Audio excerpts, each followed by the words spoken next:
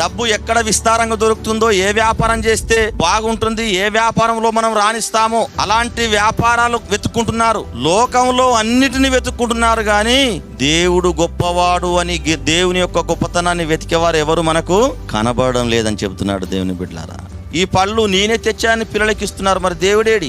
ఈ కూరగాయలను నేనే తెచ్చానని పరిచయం చేస్తున్నారు, మరి ఆ కూరగాయలను ఇచ్చినటువంటి దేవుడేడి? లేక పిల్లలకు ఇవన్నీ దేవుడు కలగజేశాడని చెప్పకుండానే తింటున్నారట. ఇది న్యాయమా? అలాంటి వాళ్ళు దుర్మార్గులు కాదా? ఆకలితో ఉన్నప్పుడు అమ్మ అని ఒక చెల్లి దగ్గరికి, అక్క దగ్గరికి వెళ్తే ఆ అమ్మ అరచేతుల్లో కారం వేస్తే ఆ కృతజ్ఞత ఎన్ని సంవత్సరాలు మట్టుకుండాలట? 60 సంవత్సరాలంట. బాబోయ్, కారానికే 60 సంవత్సరాల జ్ఞాపకం ఉంటే రోజు నీకు మటను, చికెను, కార, బోంది, ఉప్మా, గుడాలు, అటుకులు, సేమియాలు, ఆకుకూరలు, కూరగాయలు ఎన్నెన్నో దేవుడు ఇస్తున్నాడు కదా. అన్నిచ్చినటువంటి ఆ దేవునికి నువ్వు కృతజ్ఞత ఉండవా?